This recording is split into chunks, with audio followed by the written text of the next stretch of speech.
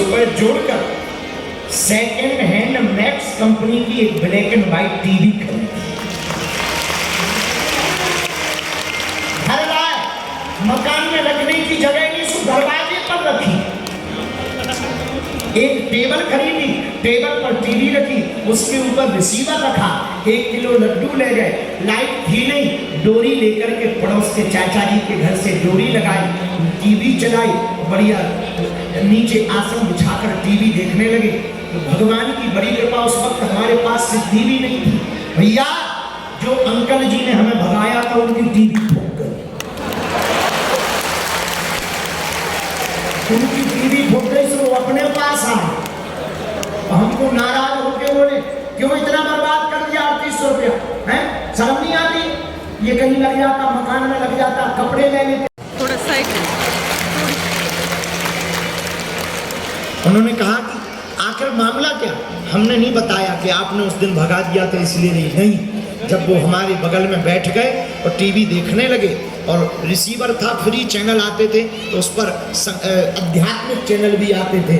उसी दिन बैठे बैठे हमने दूसरा संकल्प लिया, वीरेंद्र जी अब तक शांत नहीं बैठेंगे जब तक अंकल जी को हम टीवी पर नहीं दिख जाएंगे।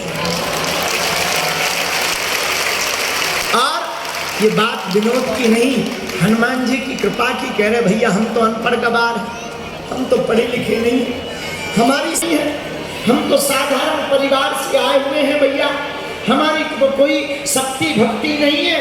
हनुमान जी की कृपा का प्रसाद बता रहे, जिन चाचा जी ने हमें टीवी देखने से भगाया था, ये गुरुदेव के चरणों की कृपा है कि वे रोज हमारा प्रतिदिन प्रवचन टीवी पर देख गए।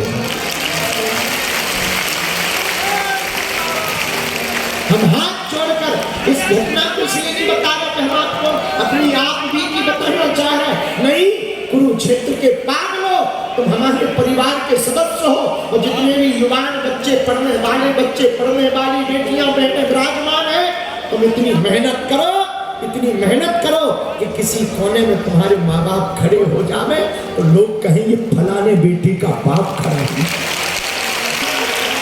दुनिया में असंभव कुछ भी नहीं, असंभव कुछ भी नहीं है, संभव सब कुछ है। अगर दृढ़ संकल्प बनोगे, संकल्प कठोर लोगे, तो तुम्हें भी कृपा मिल जाएगी। और कुरुक्षेत्र के पागलों, तुम आज ही कथा में अपनी बुरी आदतों को छोड़ने का कठोर संकल्प ले लो। हम तुम्हें दावे के साथ कहते, तुम्हें किसी भी दरबार में भटकने की जरूरत नहीं पड़ेगी, तुम्हारा घर ही बागेश्वर दरबार बन जाएगा।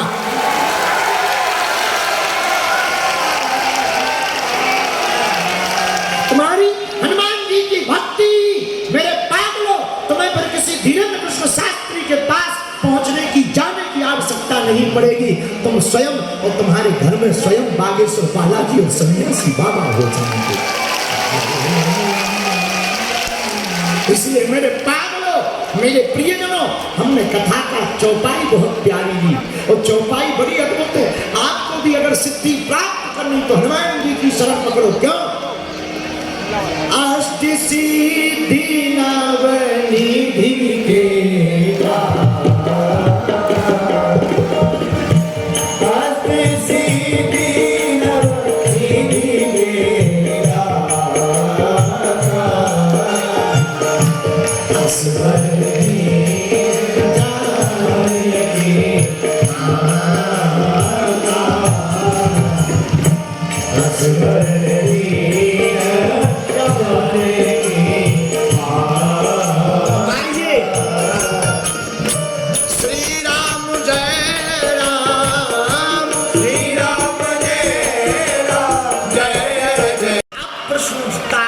चौपाई में हनुमान जी के पास वो कौन कौन सी 8 सिद्धियां हैं।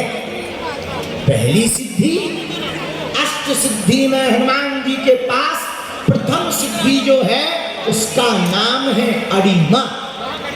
क्या नाम है? अरे बोलिए बोलिए बोलिए भैया। अरिमा नाम की सिद्धि। इससे क्या होता है? हनुमान जी क्या करते हैं? अरिमा नाम की सिद्धि से कोई भी व्यक्ति अपने शरीर को सिद्धि के बल पर छोटा कर सकता है। हनुमान जी ने सिद्धि का प्रयोग किया। हाँ, कहाँ, कब? सुंदर कांड में, लंका में। कब किया? जब लंका में प्रवेश करना था। कैसे प्रयोग किया? मसक समान रूप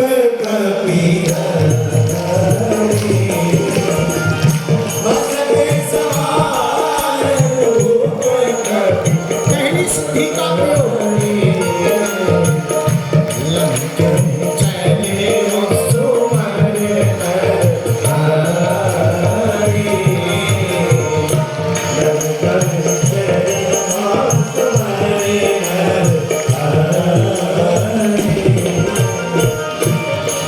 पहली सिद्धि का प्रयोग हनुमान जी ने लंका में किया। लंका जाते समय किया।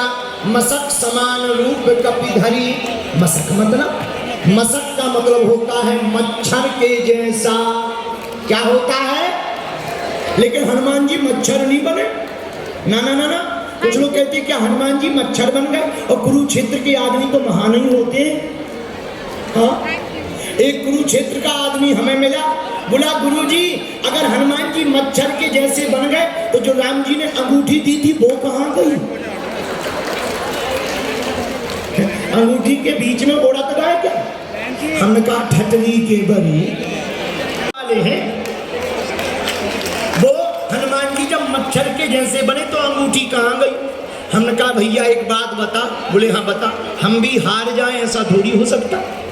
हमने कहा भैया तुमने सुना है लंका में 52 गज के लोग रहते थे? बोले हाँ। हमने कहा जब इतने बोले नहीं। तो हमने कहा 52 गज के आदमी को कितना बड़ा मच्छर कम से कम काट सकता? बोले कम से कम बिल्ली बराबर। तो हमने कहा अगर बिल्ली बराबर हनुमान जी मच्छर बने तो फिर